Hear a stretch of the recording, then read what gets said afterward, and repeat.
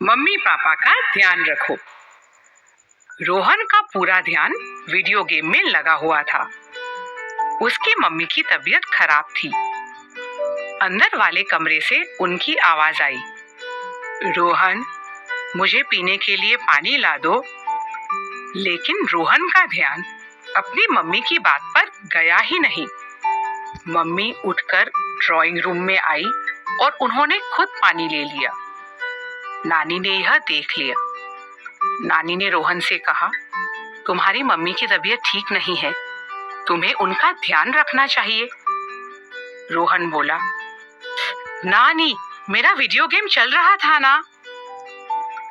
तब नानी बोली, मुझसे वुडवर्ल्ड जंगल के जानवरों की यह कहानी सुनो, तब शायद तुम समझोगे कि मैं क्या कह रही हूँ।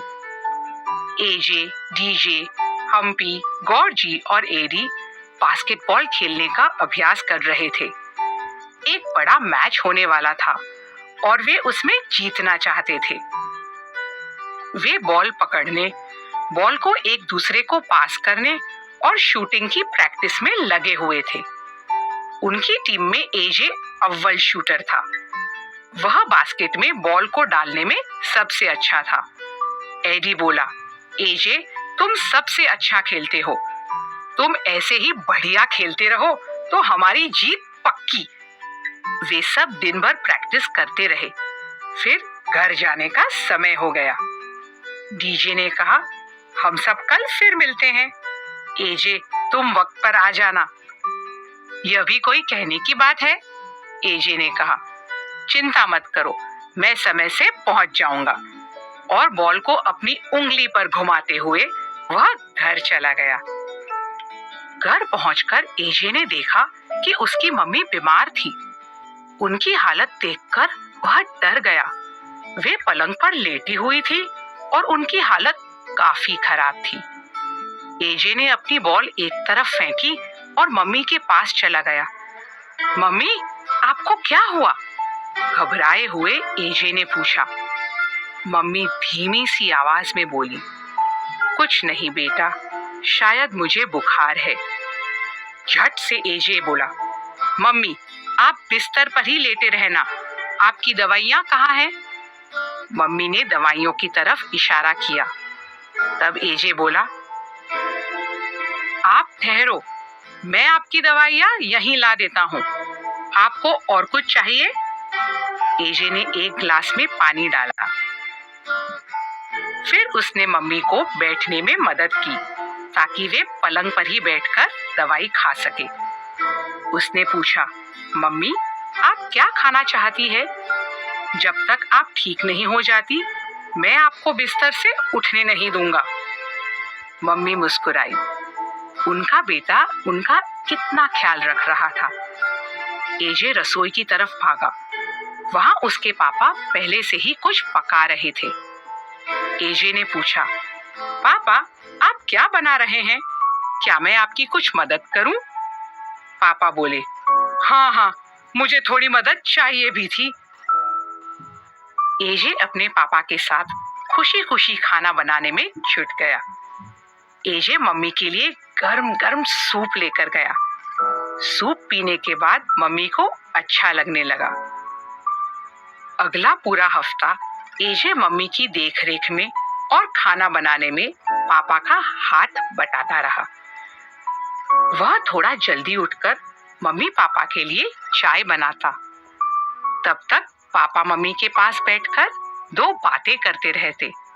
उससे मम्मी को और भी अच्छा लगता। एक दिन उनके लिए एजे ने केक भी बनाया। रसोई में जो जो चीजें खत्म हो चुकी थी, वह बाजार जाकर खरीद लाया। हफ्ते भर बाद उसके दोस्त घर पर टपक पड़े। एडी सोच रहा था कि एजे पूरा हफ्ता प्रैक्टिस के लिए नहीं आया, कहीं उसकी तबीयत खराब तो नहीं। उन्होंने 2 बार घंटी बजाई, लेकिन किसी ने दरवाजा नहीं खोला। अब उन चारों को चिंता होने लगी। तभी एजे दरवाजा खोलकर बाहर आया।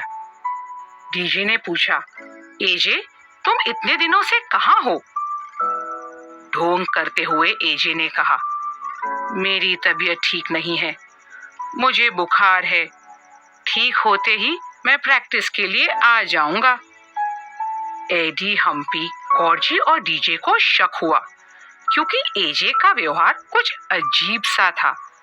वह किसी भी तरह से बीमार नहीं लग रहा था। तो फिर क्या बात थी?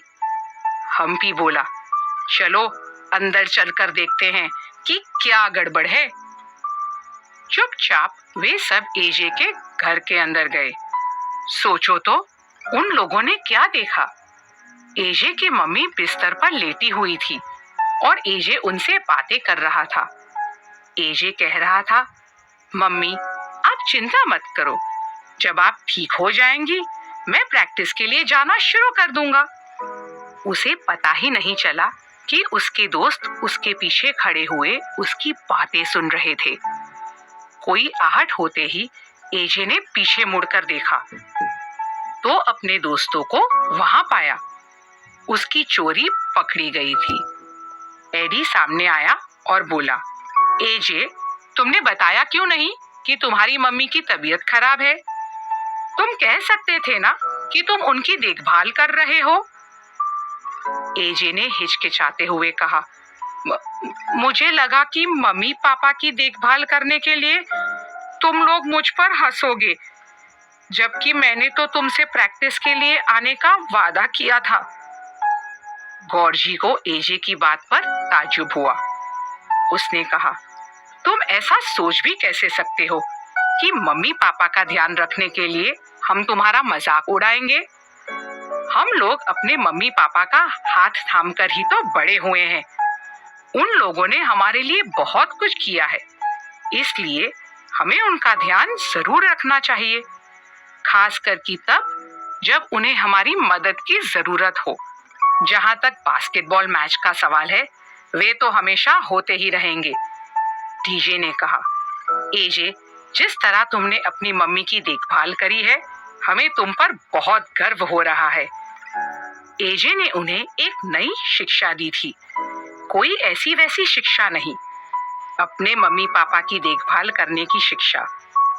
जरूरत पड़ने पर मम्मी पापा की देखभाल से जरूरी और कुछ भी नहीं होता। रोहन को बहुत शर्म आई। वह समझ गया था कि उससे कौन सी गलती हो गई थी। उसने तुरंत उठकर अपनी मम्मी को एक गिलास पानी दिया।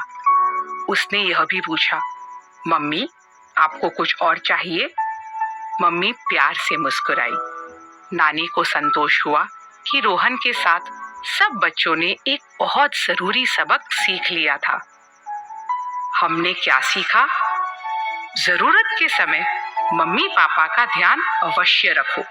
तुम्हें बड़ा करने में और अच्छी आदतें सिखाने के लिए उन्होंने तुम्हारा बहुत ख्याल रखा है।